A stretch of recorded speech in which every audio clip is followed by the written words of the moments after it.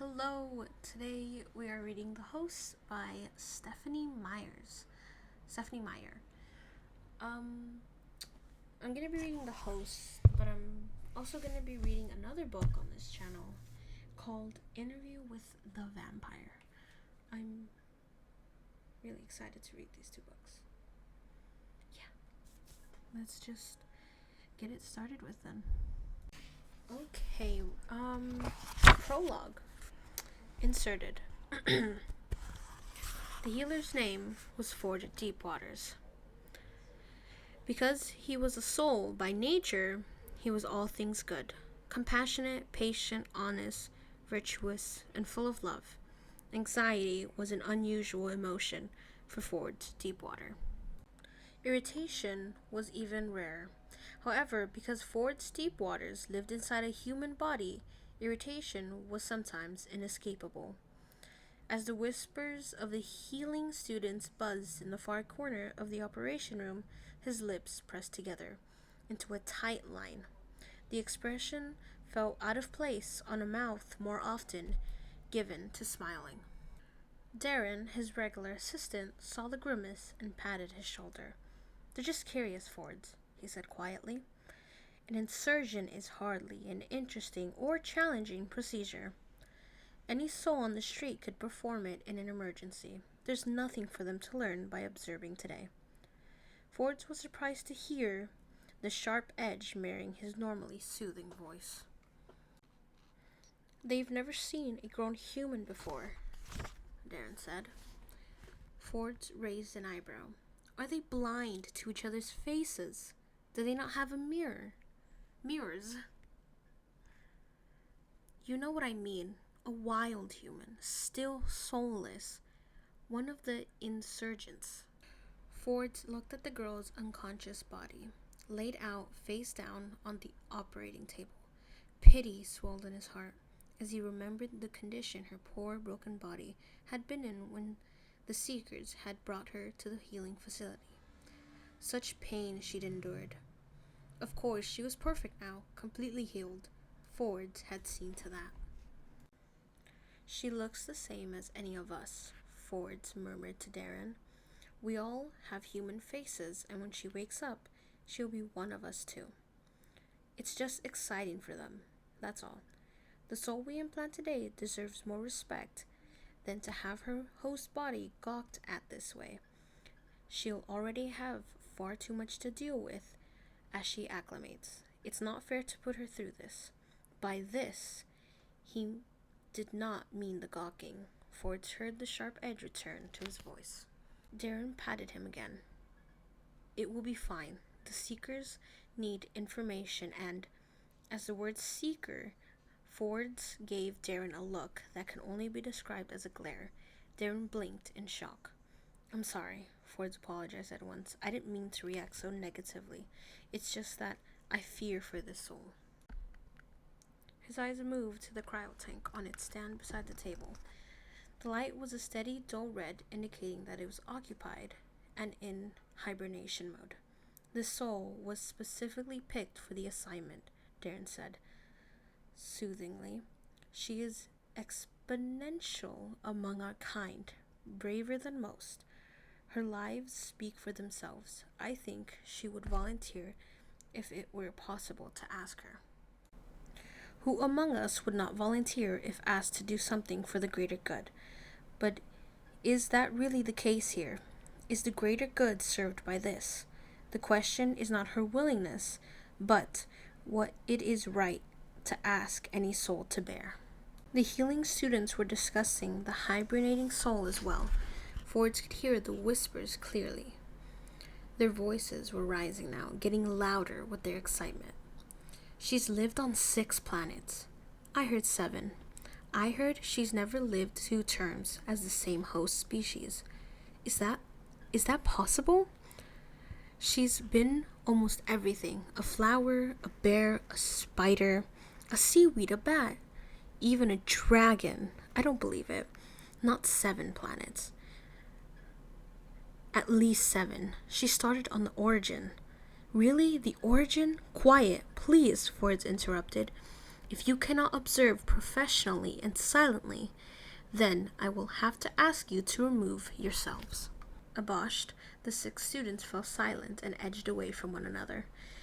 "Let's get on with this, Darren." Everything was prepared. The appropriate medications were laid out beside the human girl. Her long, dark hair was secured beneath a surgical cap. Exposing her slender neck, deeply sedated, she breathed slowly in and out. Her sun-browned skin had barely a mark to show of her accident. "Begin thaw sequence now, please, Darren." The gray-haired assistant was already waiting beside the cryotank, his hand resting on the dial. He flipped the safety back and spun down on the dial. The red light atop the small gray cylinder began to pulse, flashing faster as the seconds passed, changing colors. Ford concentrated on the unconscious body. He edged the scalpel through the skin at the base of the subject's skull, with small, precise movements, and then sprayed on the medication that stilled the excess flow of blood before he widened the fissure. Ford's delved delicately beneath the neck muscles, careful not to injure them, exposing the pale bones at the top of the spinal column. "This soul is ready, Fords," Darren informed him. "So am I. Bring her." Fords felt Darren at his elbow and knew without looking that his assistant would be prepared. His hand stretched out and waiting. They had worked together for many years now. Fords held the gap open. "Send her home," he whispered. Darren's hand moved into view, the silver gleam of an awakening soul in his cupped palm. Fords never saw an exposed soul without being struck by the beauty of it. The soul shone in the brilliant lights of the operating room, brighter than the reflective silver instrument in his hand.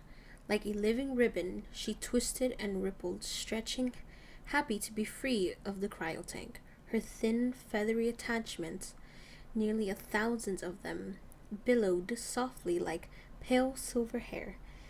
Though they were all lovely, this one seemed particularly grateful to Ford's deep waters.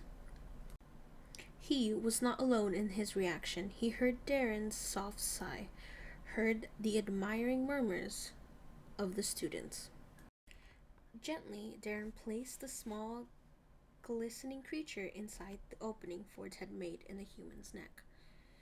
The soul slid smoothly into the offered space, weaving herself into the ailing anatomy. Ford admired the skill with which she possessed her new home. Her attachments wounded tightly into space around the nerve center, some elonging and reaching deeper to where he couldn't see, under and up into the brain, the optic nerves, and ear canal. She was very quick, very firm in her attachments. Soon, only one small segment of her glistening body was visible. "Well done," he whispered to her, knowing that she could not hear him. The human girl was the one with ears, and she still slept soundly. It was a routine matter to finish the job. He cleaned and healed the wound, applied the salve that sealed the incision closed behind the soul, and then brushed the scar softening powder across the line on her neck. "Perfect as usual," said the assistant, who was for some reason unfathomable to Ford's, had never made a change from his human host named Darren. Ford sighed. "I regret this day's work. You're only doing your duty as a healer. This is the rare occasion when healing creates an injury." Darren began to clean up the workstation. He didn't seem to know how to answer. Ford's was filling his calling. That was enough for Darren. But not enough for Ford's deep waters, who was a true healer to the core of his being. He gazed anxiously at the human female's body, peaceful in slumber, knowing that this peace would be shattered as soon as she awoke. All the horror of this young woman's end would be borne by the innocent soul he just placed inside her. As he leaned over the human and whispered in her ear, Ford's wished fervently, that the soul inside could hear him now. Good luck, little wanderer. Good luck. How I wish you didn't need it. And that, my friends, is the end of the prologue. Yeah, I hope you enjoyed this video. If you have any suggestions, leave them down in the comment section below. And I'm sorry if sometimes I sound a bit off. I'm not 100% used to reading just like out loud, but it's something new I want to try, and I really hope you enjoyed it. So bye bye, see you in the next chapter.